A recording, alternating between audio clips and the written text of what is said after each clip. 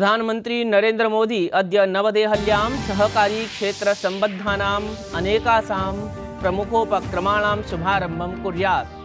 सहकारी क्षेत्रे विश्वस्य बृहत्तमान्न भण्डारण योजनान्तर्गतं परियोजनायाः अपि अनेकासाम् उद्घाटनम् असौ करिष्यति।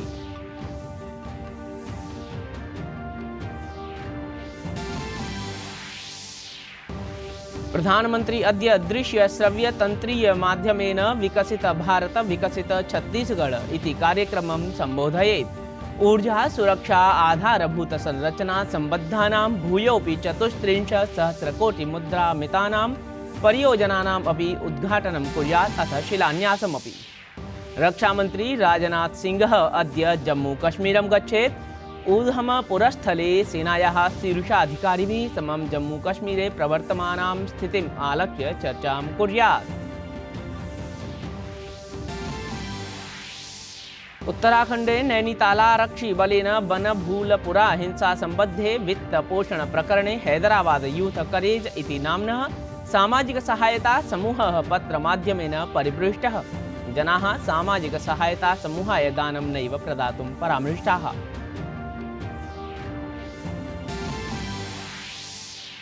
अपि च रांची क्रिकेट निकष स्पर्धायाः प्रथमे दिने खेलावसानं यावत् इंग्लैंड दलेन 7 क्रीडकानां हानिपुरस्सरम् अर्जिताः 2,300 धावनाङ्काः। जो रूट इत्येषः शतकं विनिर्मितवान्। तत्रैव भारताय प्रथमं द्वन्द्वं क्रीडन् आकाशदीपः क्रीडकत्रयं क्रीडातः बहिष्कृतवान्। अभिवादये, अयमहमस्मि तेजप्रकाशः। अत्र भवतां स्वागतम् एतस्मिन् डीडी न्यूज़ वार्ता प्रसारणे। अथेदानीं वार्ताः विशदय्य। देशस्य सहकारी क्षेत्रं सुदृढयितुं प्रधानमन्त्री नरेंद्र मोदी अद्य नवदेहल्याः भारतमण्डपे सहकारी क्षेत्राय अनेक प्रमुख परियोजनानाम् उद्घाटनं शिलान्यासं च करिष्यति। प्रधानमन्त्री मोदी सहकारी क्षेत्रे विश्वस्य बृहत्तमान्न भण्डारण योजनायाः पायलट परियोजनायाः उद्घाटनं करिष्यति। इयं परियोजना 11 राज्यानां 11 प्राथमिक कृषि ऋण समितिषु सञ्चाल्यते। एतदन्तर्गतमेव प्रधानमन्त्री भण्डार कृषि सम्बद्धानाम् अन्यासां मूलभूतसुविधानां निर्माणाय देशे अतिरिक्तानां 500 PACS इति समितीनाम् आधारशिलाम् अपि करिष्यति। प्रधानमन्त्री देशे 18,000 PACS समितिषु संगणकीकरणाय अपि एकस्याः परियोजनायाः उद्घाटनं करिष्यति। एतस्यै महत्त्वपूर्णपरियोजनायै 25 वित्तीयपरिव्ययेन सह इयं स्वीकृतिः प्रदत्ता अस्ति। प्रधानमन्त्री नरेंद्र मोदी अद्य दृश्य श्रव्य तंत्र माध्यमेन विकसित भारत विकसित छत्तीसगढ़ इत्येतं कार्यक्रमं संबोधयेत्। अत्रान्तरे सह ऊर्जा सुरक्षा आधारभूत संरचना संबद्धानां भूयोऽपि 34 सहस्रकोटि मुद्रा मितानां परियोजनानाम् उद्घाटनं शिलान्यासं च कुर्यात्।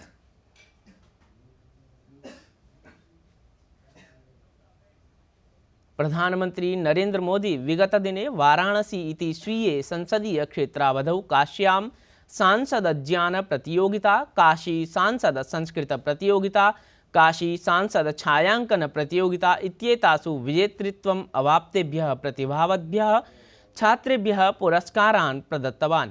काशी हिंदू विश्वविद्यालयस्य स्वतंत्रता सभागारे आयोजिते कार्यक्रमे अधिकाधिकसंख्यायां छात्राः सहभागितां समाचरितवन्तः।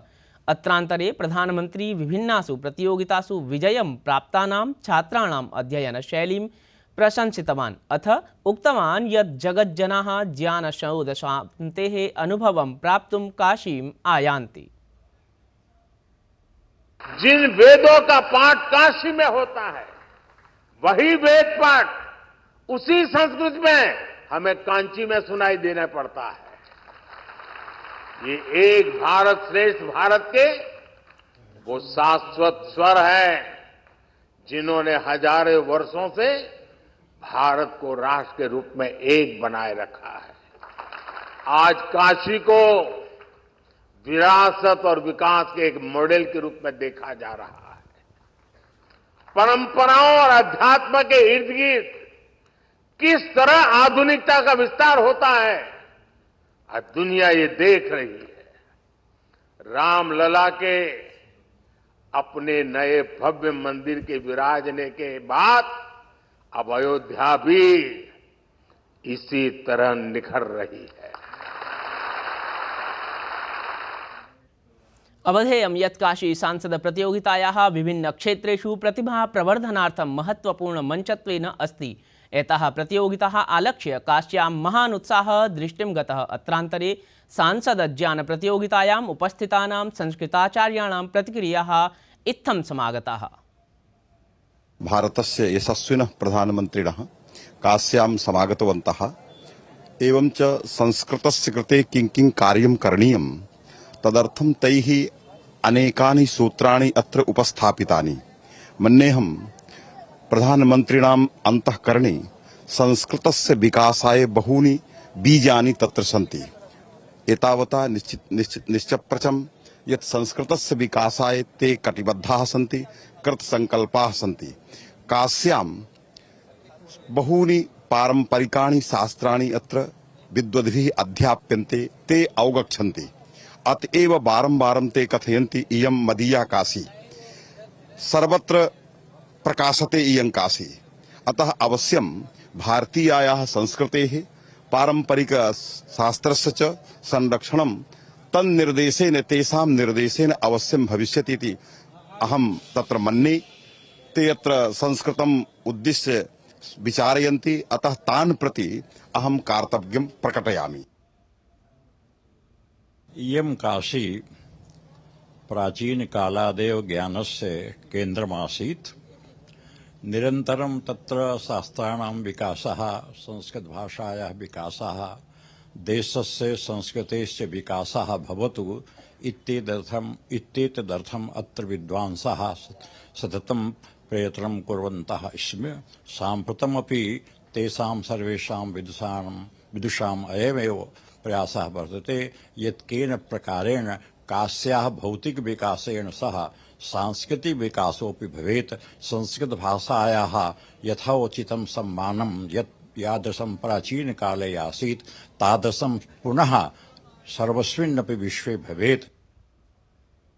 अत्यन्तं सौभाग्यमस्माकं समेषां संस्कृतज्ञानां काशीस्थानां काशीस्थैः पंडितैः संस्कृतस्य कृते शास्त्राणां कृते निरन्तरं प्रयासः क्रियते, किन्तु एतादृशम् उत्साहवर्धनं प्राथम्येन देशस्य यशस्विना प्रधानमन्त्रिणा कृतमिति ज्ञात्वा श्रुत्वा महान् मोदः। अयम् अवसरः अस्माभिः सर्वैः पंडितैः लब्धः। एतदर्थं प्रधानमन्त्रिणं प्रति अहमिदानीं कार्तज्ञं प्रकटयामि। काश्याः या खलु संस्कृत परंपरा, शास्त्र परंपरा, सांस्कृतिक परंपरा, आध्यात्मिक परंपरा, तासां सर्वासां परंपराणां संरक्षणं संवर्धनं माननीयानां प्रधानमन्त्रिणां सत्प्रेरणया मार्गदर्शने भवतीति महत्प्रमोदस्थानम्। अद्य हम माननीय प्रधानमंत्री मोदिनः सम्मिल्य अतीव गौरवान्विता अनुभवामि। मम पाणिनिकन्या महाविद्यालयस्य छात्राः महोदयेभ्यः पुरस्कारं गृहीतवत्यः इति अस्माकं कृते अतीव गौरवस्य विषयः वर्तते। अहम् इदं कामये यत् इमाः छात्राः एवमेव अन्ये च सर्वे संस्कृतज्ञाः संस्कृतसमुन्नतेः निरन्तरं प्रयासं कुर्युः इति। वाराणसी यात्रायां गतः प्रधानमंत्री श्रीरघुवर्धन स्थितं संत रविदास मंदिरम् उपेत्य दर्शनं कृतवान्। मंदिरात् बहिः समागताय प्रधानमन्त्रिणे महान् जनसागरः अभिवादनं प्रकटितवान्। प्रधानमन्त्री तत्र मंदिर परिसरे संत रविदासस्य प्रतिमाम् अनावृतवान्। सहैव प्रधानमन्त्री रविदास जन्मस्थलीं निकषा विभिन्नानां विकासकार्याणामपि उद्घाटनं कृतवान्।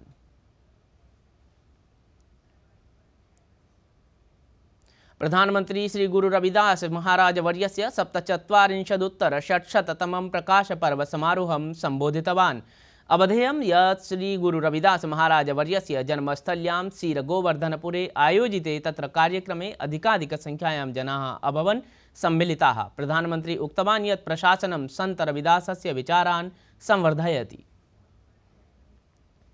रक्षामंत्री राजनाथ सिंहोऽद्य जम्मूकश्मीरस्य उधमपुरसेनायाः मुख्यालयं गच्छेत्। अत्रान्तरे सः सेनाचिकित्सालयस्य उधमपुरस्य नवं भवनम् उद्घाटयेत्। जम्मूकश्मीरस्य स्वीये एकदिवसीय यात्रावधौ रक्षामन्त्री जम्मूकश्मीरस्य वर्तमानस्थितौ सेनायाः शीर्षाधिकारिभिः सार्धं विस्तृतचर्चां कुर्यात्। उत्तराखंडे नैनीताल आरक्षि बलेन बनभूलपुरा हिंसा संबद्धे वित्तपोषण प्रकरणे हैदराबाद यूथ करेज इति नाम्नः सामाजिक सहायता समूहः पत्रमाध्यमेन परिपृष्टः। तावत् नैनीताल आरक्षि बलेन जनाः परामृष्टाः सन्ति यत् ते एतस्मै सामाजिक सहायता समूहाय दानं नैव प्रयच्छन्तु। भारत इंग्लैंड दलयोर्मध्ये रांची प्रांगणे क्रीड्यमाने चतुर्थ निकषा स्पर्धायाः अद्य द्वितीयं दिनम्। अतः प्राक् प्रथमदिवसस्य क्रीडा समाप्तिं यावत् इंग्लैंड दलेन 7 क्रीडकरूपस्थोभहानि पुरस्सरं 2.30 धावनाङ्काः समर्जिताः आसन्। इंग्लैंड दलपक्षतः जो रूट शतकपूर्णान् 6.1 धावनाङ्कान् समर्ज्य क्रीडति। अवधेयम् अमुष्यां श्रृङ्खलायां भारतं 2-1 अङ्कान्तरालेन अग्रे अस्ति।